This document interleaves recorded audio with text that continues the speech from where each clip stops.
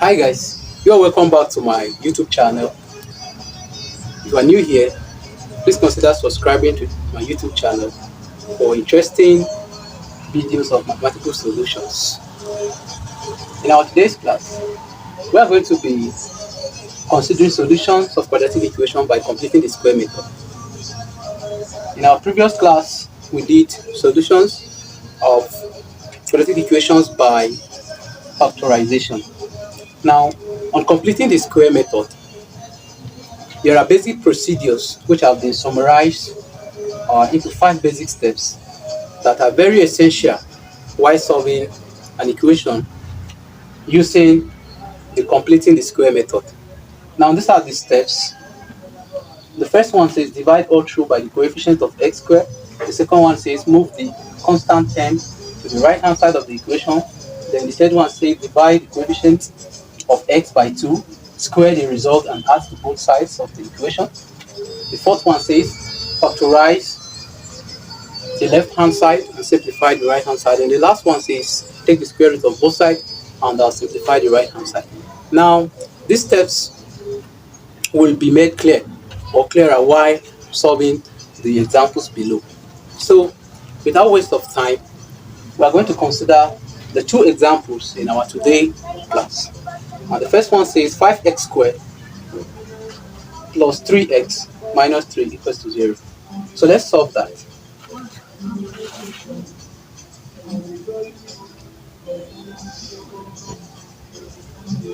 Five x squared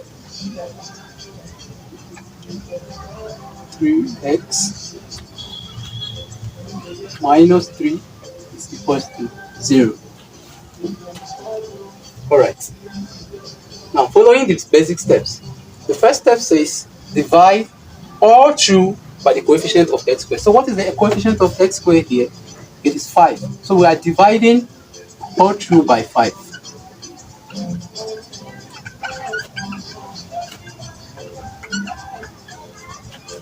So we divide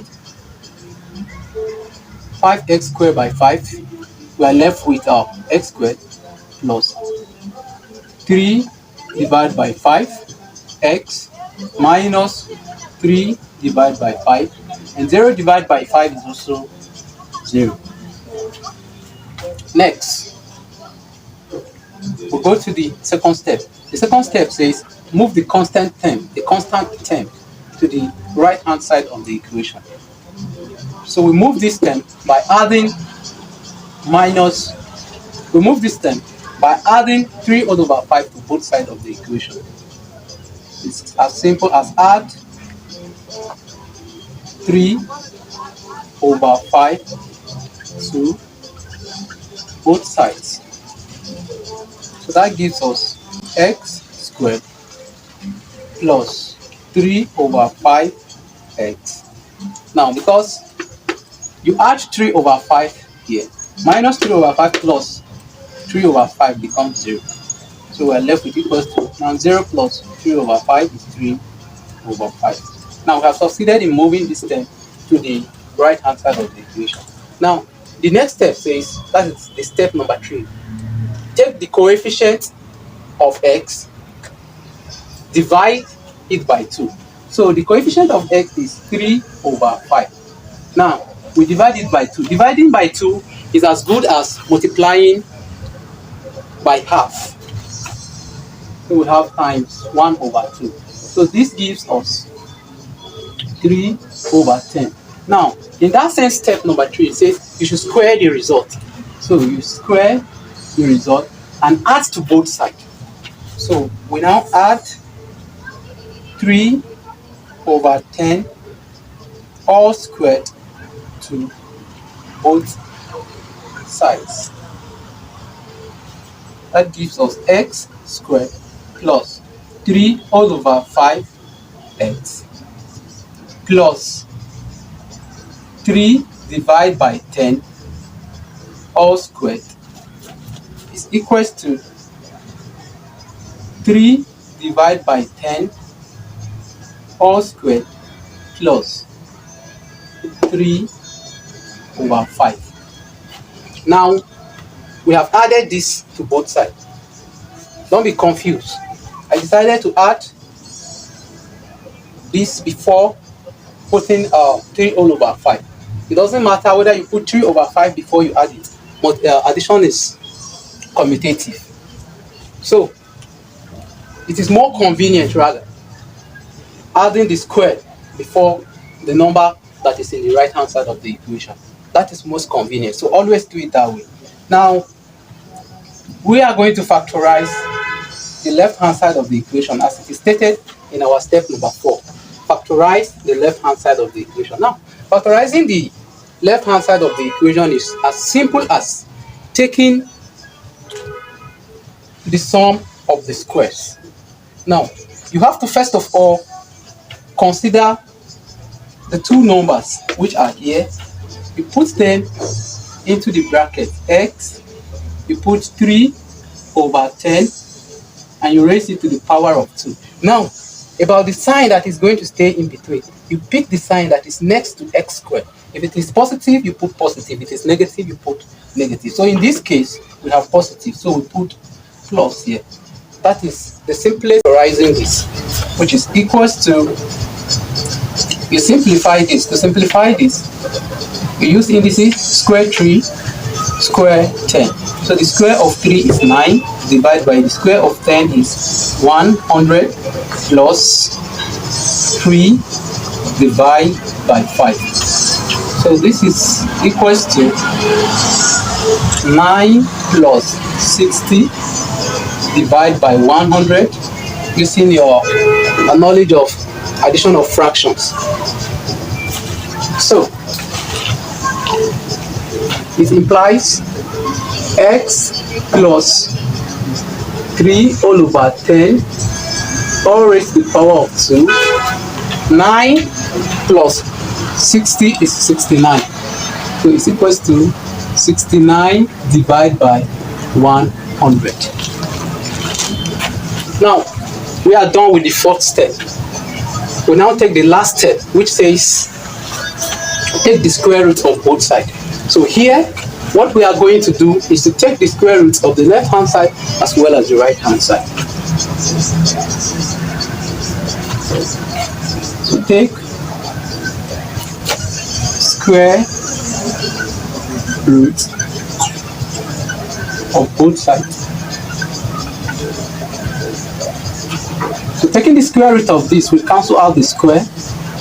We now have x plus 3 divided by 10 is equals to plus or minus square root of 69 divided by 100. So x plus 3 divided by 10 is equals to plus or minus. To split this according to indices, so we have square root of 69 divided by square root of 100, which is 10. Now we can simplify this to get our x. That will give us x is equals to, take this to the other side of the equation, we have minus 3 divided by 10 plus or minus square root of 69 divided by 10. Since the denominators are the same, we have minus 3 plus or minus square root of 69 all divided by 10. Now we can actually stop here in case we want to leave the answer in a short form, but we can still simplify further if we choose to leave the answer in decimals. So let's assume we want to make the answers in decimals, and let's solve this to 2 decimal places. Why? Because 69 is not a perfect square. So let's solve it down to decimals so that we leave it to 2 decimal places. So we press our calculator so that we can get the square root of 69. So x is equals to minus 3 plus or minus. Now the square root of 69 using the calculator is equals to 8.31. or 8.31. 8.31. I hope I am right. Divide by 10.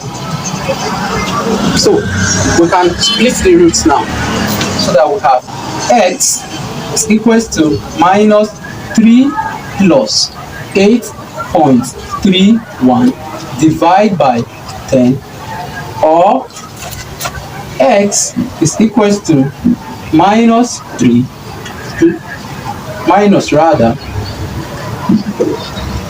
8.31 divided by 10. So when you add this, you have x equals to 5.31 divided by 10,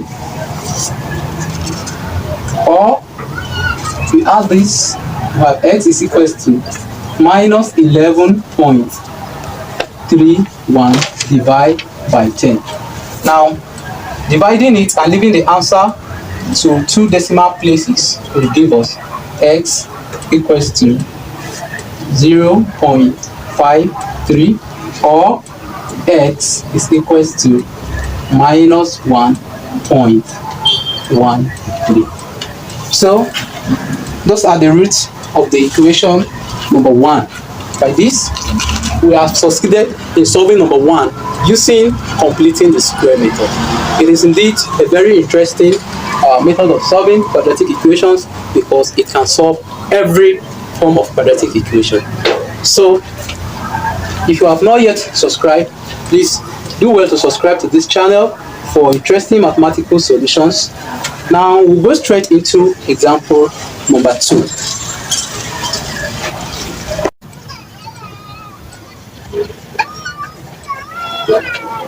Three x squared minus 8x plus 2 equals to 0. Now, the first step says divide all through by the coefficient of x squared. So we divide all through by 3. So for the first term we have x squared, and this one gives us 8 divided by 3x plus 2 over 3 is equals to, now 0 over 3 is still 0. So the next step says move a constant term to the right hand side of the equation. So we subtract 2 over 3 from both sides of the equation. That will give us x squared minus 8 all over 3x equals to 2 all over minus 2 all over 3. It's as good as taking plus 2 to the other side of the equation, and it becomes minus 2 all over 3. So the next step says take the coefficient of x. The coefficient of x is minus 8 all over 3. Divide it by 2. That means we multiply it by half. So 2 here, 1, 2 here, 4. So we have 4 times 1 all over 3. Now, it says if you square the result and add to both sides, the square of minus 4 over 3 is, of course, 4 all over 3. When you square minus, it changes to plus. So we now add 4 all over 3 square to both sides. So add 4 all over 3 square to both sides. That gives us x squared minus 8 all over 3x plus 4 divided by 3 all squared is equals to, now put 4 all over 3 squared first, and then put the term here.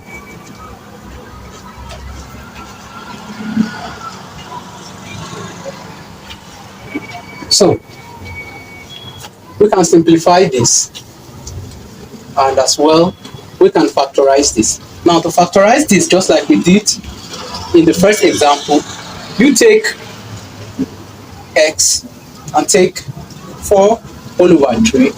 Then you take the negative sign in between and square the both. So this is x,